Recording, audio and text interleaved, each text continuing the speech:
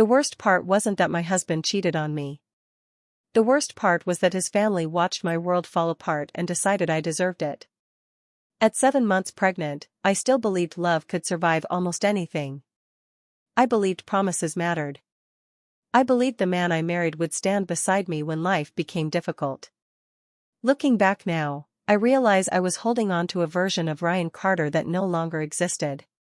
That night started like every other Sunday dinner at his parents' house in Columbus, Ohio. The dining room smelled like roasted chicken and fresh bread. Family photos lined the walls. On the surface, everything looked normal. But for weeks, something had felt wrong. Ryan had become distant. He spent more time staring at his phone than talking to me. He came home late. He avoided eye contact. Every instinct told me something was changing, but I kept making excuses because I was carrying our child and I wanted our family to stay together.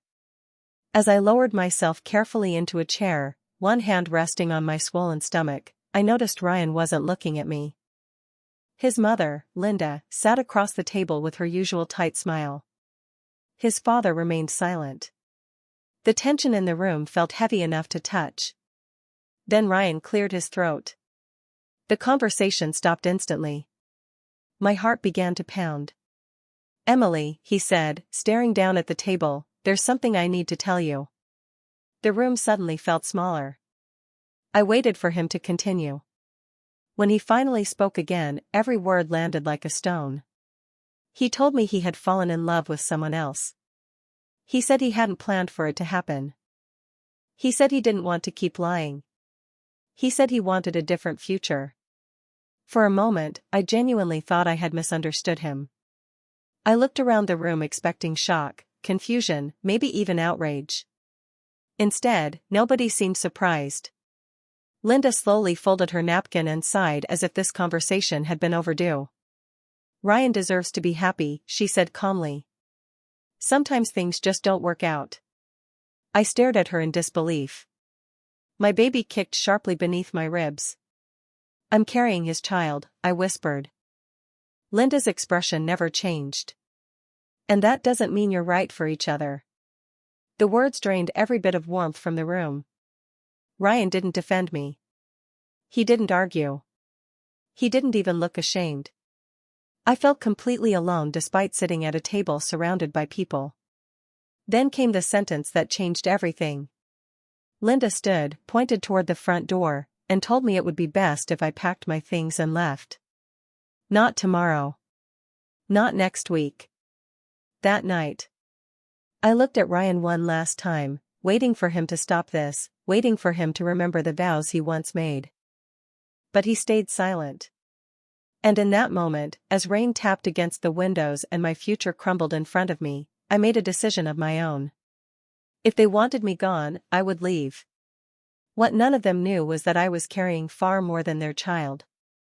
I was carrying a secret that would change all of our lives forever. The rain was falling harder by the time I stepped onto the front porch with my suitcase in one hand and my purse in the other. My stomach felt heavy, not only because I was 7 months pregnant but because every dream I had built over the last 4 years had collapsed in less than 30 minutes.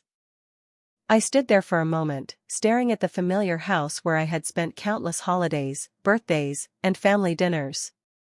The yellow porch light glowed behind the glass door. Through it, I could still see silhouettes moving around inside. Nobody followed me. Nobody called my name. Nobody asked if I had somewhere safe to go. I kept waiting for the door to open.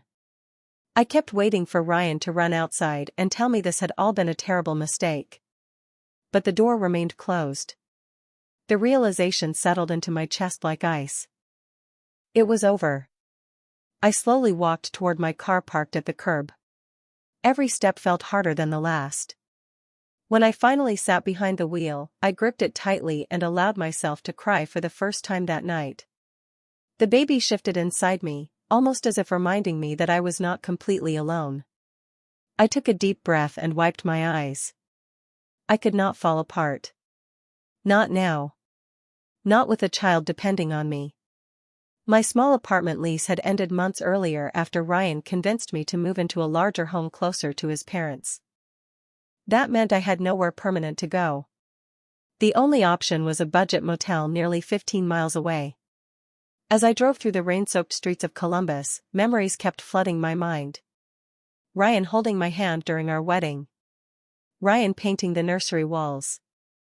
Ryan promising he would always protect our family. I wondered when those promises had stopped meaning something to him. The motel room smelled faintly of old carpet and cleaning supplies. It was far from ideal, but it was warm and dry. I set my suitcase down and carefully lowered myself onto the edge of the bed. Exhaustion washed over me. Then I remembered the envelope tucked inside my purse. My fingers froze. For a few seconds I simply stared at it. Earlier that afternoon, before the disastrous dinner, I had stopped by my mailbox and found the overnight delivery waiting for me. Everything had happened so fast afterward that I had barely thought about it. Now, alone in the silence of the motel room, I opened it again. Inside was a letter from a law firm in Boston. The words were still difficult to believe. A man named Charles Whitmore had passed away 2 months earlier. According to the documents, he was my biological grandfather. The same grandfather my mother had spoken about only once before she died when I was 19. The same grandfather I had never met. The letter explained that investigators had spent months locating me. My hands trembled as I read the next page. Charles Whitmore had left instructions for his estate, and part of that estate belonged to me. I stared at the number printed on the document, convinced there had to be a mistake. Yet every page confirmed the same unbelievable truth. While Ryan and his family were celebrating my downfall, none of them knew that the future they thought they had taken from me had already begun to change. For the next several minutes, I simply sat on the edge of the motel bed staring at the documents spread across the faded comforter. My mind refused to process what my eyes were reading. Earlier that evening, I had been told I was unwanted. I had been abandoned by the people I thought would always be family. Now, less than 3 hours later, I was looking at paperwork that suggested my entire future might be different from anything I had imagined. I read every page again, slower this time. Charles Whitmore had built a successful logistics company over 4 decades. The documents explained that after his death, investigators hired by his legal team had been instructed to locate any surviving descendants. Since my mother had passed away years earlier and I was her only child, that search had led to me. My grandfather had never known me personally, but according to the letter, he had followed my life from a distance after reconnecting with my mother shortly before her illness. A second envelope contained a handwritten note. The paper looked old and slightly worn. My hands trembled as I unfolded it. The message was short. He wrote that life had given him many opportunities to correct past mistakes, but he had wasted too much time. He hoped this gift would provide me with opportunities he could never give my mother. By the time I reached the last sentence, tears were running down my face again. Not because of the money. Because for the first time since losing my mother, I felt connected to someone who shared my blood. Someone who had thought about me. Someone who wanted me to have a chance. The next morning, reality returned quickly. My back ached. My feet were swollen. My bank account still contained less than $2,000. Whatever inheritance existed would take time. Bills would not wait. Rent would not wait. A baby certainly would not wait. I contacted the Boston law firm listed in the documents. Within an hour, a senior attorney named Margaret Lawson called me personally. She confirmed every detail. She explained that several legal steps remained before everything could be finalized, but there was one piece of information that left me speechless. The inheritance was far larger than I had assumed. Far larger. I nearly dropped the phone when she explained the estimated value. It was enough to completely change my life and my child's future. Yet instead of feeling excitement, I felt something unexpected. Relief. For the first time in months, I was not terrified of what would happen after the baby arrived. After ending the call, I walked outside and stood beneath a gray Ohio sky. The air smelled fresh after the storm. Cars moved steadily along the nearby road. People hurried through their normal routines, completely unaware that my entire world had shifted overnight.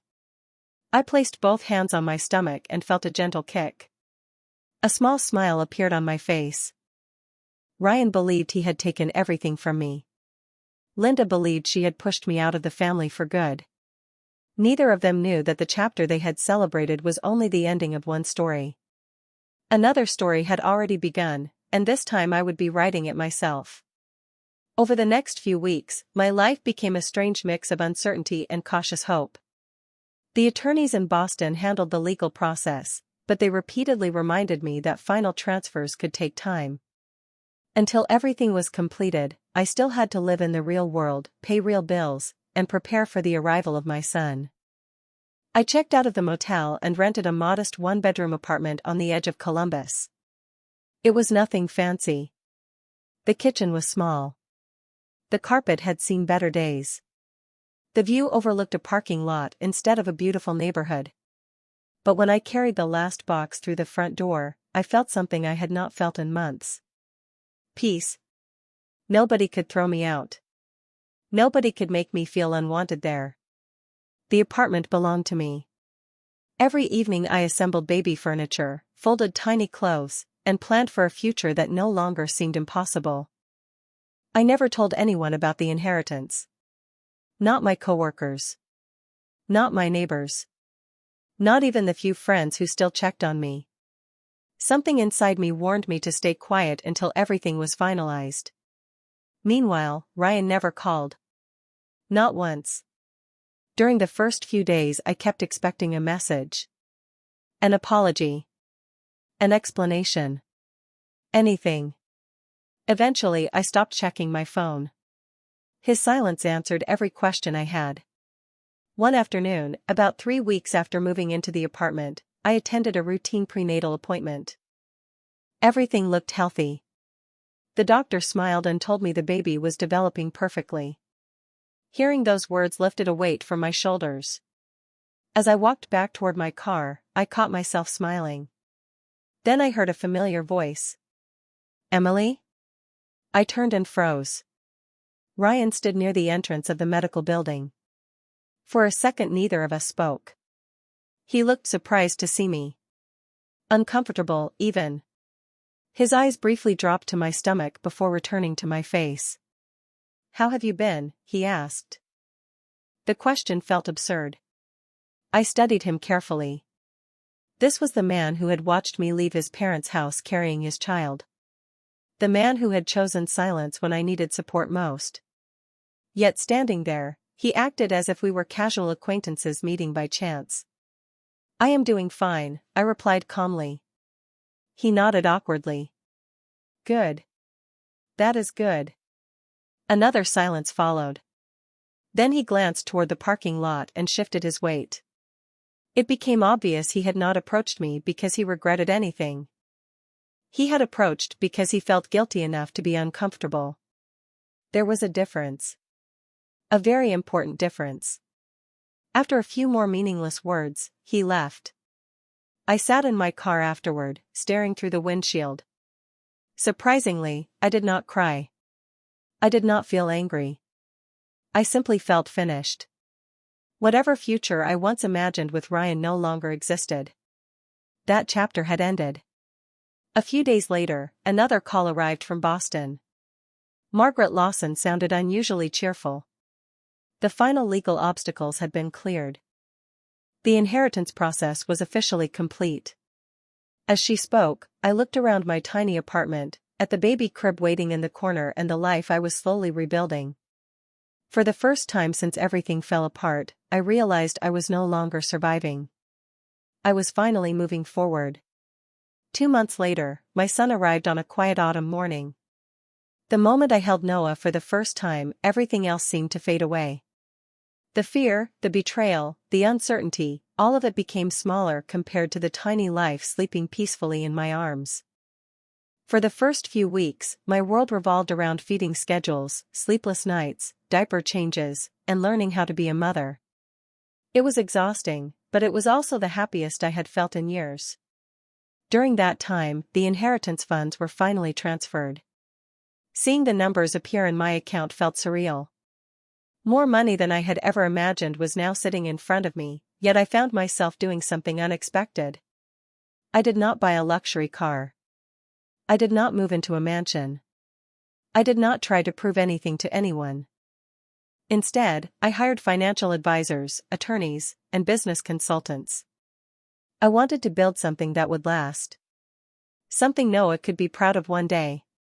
Over the following year, I learned everything I could about business operations, investments, and leadership. Every day became a balancing act between motherhood and education. While Noah napped, I studied. While he played, I attended virtual meetings. While he slept at night, I reviewed reports and business plans. The inheritance had given me an opportunity, but I knew opportunity alone did not create success. Discipline did. Consistency did. One evening, nearly 18 months after Noah was born, I found myself standing inside a large warehouse facility outside Columbus. The company I had recently acquired specialized in regional transportation logistics.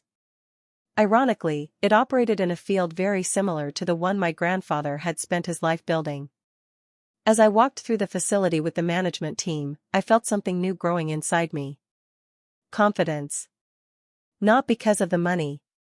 Because I was finally proving to myself that I could succeed on my own. The business expanded steadily. Then faster than expected. New contracts arrived. Revenue increased. More employees were hired. By Noah's second birthday, the company had grown beyond every projection. Friends who had not spoken to me in years suddenly wanted to reconnect. Former acquaintances became curious about my life.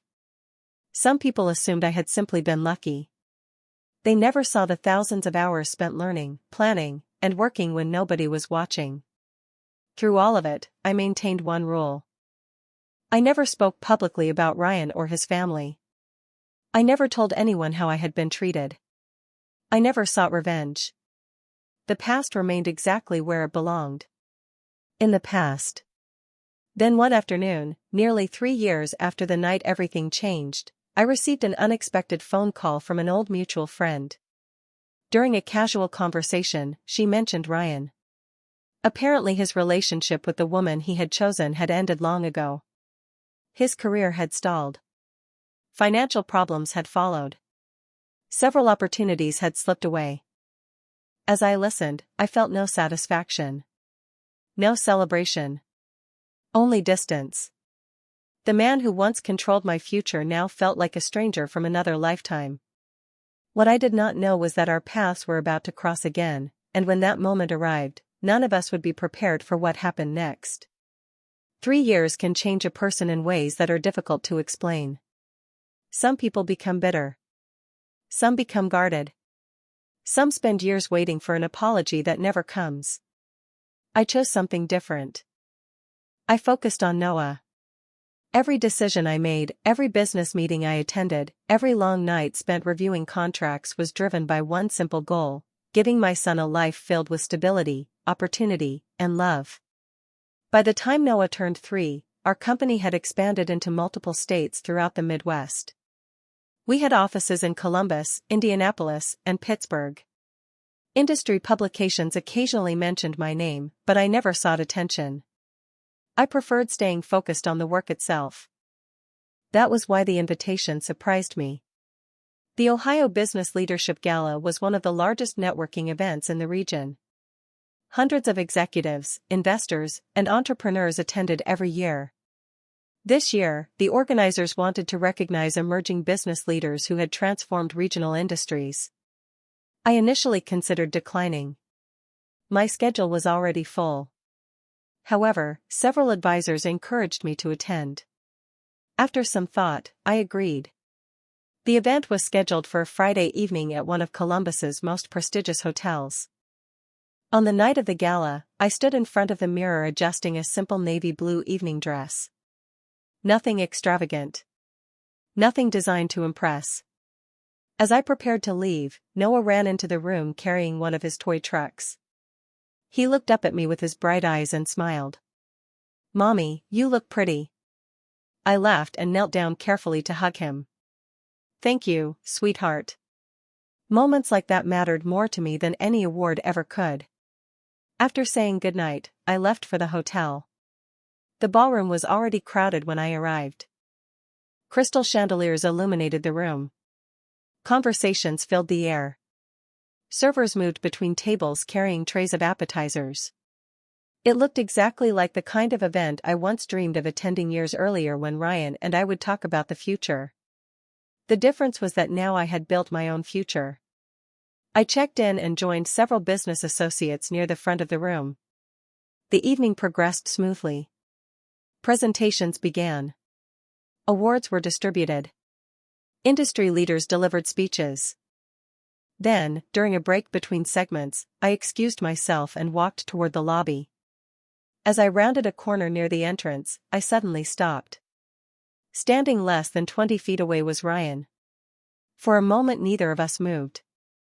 He was dressed in a dark suit, speaking with another attendee. Then his eyes lifted and met mine. The expression on his face changed instantly. Shock. Confusion. Disbelief. It was as if his brain needed several seconds to process what he was seeing. The last time he had seen me, I was a frightened pregnant woman trying to rebuild her life from a small apartment. The woman standing in front of him now was someone he no longer recognized. Before either of us could speak, another voice echoed through the ballroom speakers. The next award presentation was beginning. Neither Ryan nor I realized that within the next hour, the entire room would learn exactly who I had become. Ryan remained frozen near the lobby entrance long after I returned to the ballroom. I could feel his eyes following me, trying to reconcile the woman standing before him with the memory he had carried for the last 3 years. I took my seat at the reserved table near the front and focused on the stage. The evening was not about him. It was not about the past. It was about the life I had built. The Master of Ceremonies returned to the podium and began introducing the final major award of the night. The Regional Business Innovation Award recognized leaders whose companies had created jobs, expanded economic opportunities, and transformed industries throughout the Midwest. As the presenter described the recipients' accomplishments, I noticed several people at nearby tables turning toward me. The company had grown faster than anyone expected. We had opened facilities in multiple states, created hundreds of jobs, and secured contracts that larger competitors once considered impossible. Even so, hearing those achievements listed aloud felt strange because I still remembered the woman sitting alone in a small apartment assembling a crib with borrowed tools. Then the presenter smiled and announced my name. For a brief moment, the ballroom erupted into applause. People rose from their seats. Cameras turned toward my table. I stood and walked toward the stage while the audience continued clapping. Out of the corner of my eye, I saw Ryan. His expression had changed from surprise to complete disbelief. The realization was finally sinking in. The woman he had abandoned was now being recognized by an entire room filled with executives, investors, and industry leaders. After accepting the award, I delivered a short speech. I thanked my team. I thanked the mentors who had helped guide me. Most importantly, I spoke about resilience. I explained that difficult seasons often reveal strengths we never knew we possessed. The audience responded warmly. When I stepped off the stage, dozens of people approached to congratulate me. Conversations flowed easily. Business leaders exchanged cards. Journalists requested interviews. Through it all, I remained calm. Success had become my normal life. For Ryan, however, this evening was clearly anything but normal. Nearly an hour later, as guests began moving between networking groups, I finally found myself standing face to face with him. For several seconds neither of us spoke. He looked older than I remembered. Not dramatically older, just tired. The kind of tiredness that comes from years of disappointment and regret. "Emily," he finally said quietly. Hearing my name in his voice after so long felt strangely distant. "Congratulations." I had no idea. I nodded politely. "Thank you." He glanced around the ballroom. "You built all of this?" There was genuine disbelief in his question. A lot of people helped along the way, I replied. He lowered his eyes briefly before looking back at me. You seem happy. The answer came easily because it was true. I am.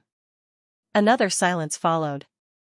Years ago, I would have filled that silence with explanations, emotions, and questions. Now I felt no need.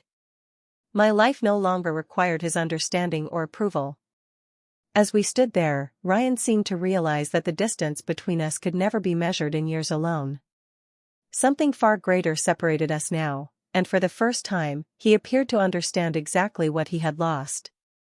The conversation ended politely, but I could see that Ryan was struggling to process everything he had learned that evening. Before we parted ways, he asked a question that had clearly been sitting in his mind ever since he saw me walk into the ballroom. Can we talk sometime? Years earlier, hearing those words would have filled me with hope. Now they simply sounded like a man searching for answers he should have sought long ago. I gave him a small smile. I think we already said everything that needed to be said. His expression tightened slightly, not from anger, but from understanding. Deep down, he knew I was right. The rest of the evening passed quickly. By the time I returned home, Noah was asleep and the house was quiet. I checked on him before going to bed, watching him sleep peacefully beneath his favorite blanket. Moments like that reminded me what truly mattered.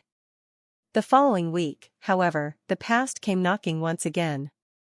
On a Tuesday afternoon, my assistant informed me that someone had requested a meeting. The name immediately caught my attention. Linda Carter. For several seconds, I simply stared at the message on my screen. 3 years earlier, she had stood in her dining room and told me to leave. 3 years earlier, she had looked at a pregnant woman carrying her grandchild and treated her like an inconvenience. Now she wanted to meet. Part of me considered declining. Another part became curious. Eventually I agreed to a short meeting at a quiet coffee shop near downtown Columbus. When I arrived, Linda was already seated at a corner table. The moment I saw her, I noticed how much she had changed. Her posture seemed smaller. Her confidence appeared diminished. Life had clearly not unfolded the way she expected. She stood awkwardly as I approached. "Thank you for coming," she said. I sat across from her without responding immediately. For a few moments neither of us spoke. Finally she took a deep breath. "I owe you an apology." Hearing those words felt strange. Not satisfying. Not emotional. Just strange. She continued speaking, her voice softer than I had ever heard before. She admitted that she had judged me unfairly. She admitted that she had prioritized Ryan's wishes instead of considering what was right. She admitted that she had spent years convincing herself she made the correct decision. Then she told me something unexpected. Shortly after Ryan's relationship ended, she began realizing how much damage had been done. Not only to me, but to her own family. "I thought I was protecting my son," she said quietly. "Instead, I helped him lose something valuable." I listened without interrupting. The old version of me might have used that moment to remind her of every painful detail. But carrying resentment for years is exhausting. I had learned that during my own healing process. When she finished speaking, tears filled her eyes. "I am sorry, Emily." The apology was genuine. I could see that. Yet some things cannot be undone by sincere words alone. I looked at her calmly and thought about the frightened woman who had once stood outside her house in the rain. Then I thought about the life I had built since then. The difference between those two versions of myself was not money or success. It was peace. And that peace was something nobody could take away from me ever again. After leaving the coffee shop, I sat in my car for several minutes before driving away. Not because I was emotional, but because I was surprised by how little emotion I felt. For years, I had imagined what it would be like if Linda ever apologized. I thought I might feel vindicated. I thought I might finally receive some kind of closure. Instead, I realized something important. Closure had never come from them. It had come from the life I built after they were gone. Over the next few months, life returned to its normal rhythm. Noah continued growing, asking endless questions about everything he saw. The company continued expanding. New opportunities appeared. New challenges followed. It was the kind of busy, fulfilling life I once thought existed only for other people. Then one Saturday morning, while attending a community event with Noah, I saw Ryan one final time. He was standing near a food truck speaking with several people. When he noticed me, his conversation immediately stopped. For a brief moment, our eyes met across the crowd. Then something happened that surprised me. He smiled. Not the confident smile I remembered from years ago. Not the smile of someone expecting another chance. It was the smile of a person who had finally accepted reality. A few minutes later, he approached. Noah was standing beside me holding a small cup of lemonade. Ryan looked down at him and immediately understood. The resemblance was impossible to miss. The same eyes. The same smile. The same dark hair. For several seconds, Ryan simply stared. Emotion flashed across his face, but he remained composed. "He is beautiful," he said quietly. I looked at Noah and smiled. "Yes, he is." Ryan nodded slowly. "I am glad you both are doing well." There were 1,000 things he could have said in that moment. 1,000 questions he could have asked. But to his credit, he did not make the conversation about himself. He did not ask for sympathy. He did not ask for forgiveness. He simply stood there, looking at the life that might have been his if he had made different choices. Eventually he took a step back. "I am sorry for everything," he said. The words were sincere. Maybe more sincere than any apology he had ever given before. I studied him for a moment before answering. "I know." That was all. No speech. No accusations. No anger. Just the truth. Because the truth was that I no longer hated him. Hatred requires energy. It requires space in your heart. And over the years, I had filled that space with better things. Ryan nodded once, understanding more from those 2 words than from any long conversation we could have had. Then he walked away. I watched him disappear into the crowd before turning my attention back to Noah. He tugged on my hand and pointed excitedly toward a nearby game booth. I laughed and followed him. As we walked together beneath the warm afternoon sun, I thought briefly about the woman who had once stood outside a house in the rain believing her life was over. If I could speak to her now, I would tell her something simple. The people who hurt you do not decide how your story ends. They only decide whether they will be part of the chapters that follow. And as Noah squeezed my hand and pulled me forward toward our future, I realized that some people eventually learn from their mistakes, some people live with regret, but the greatest victory is not making them suffer. The greatest victory is building a life so full of peace, purpose, and happiness that one day you stop looking back entirely.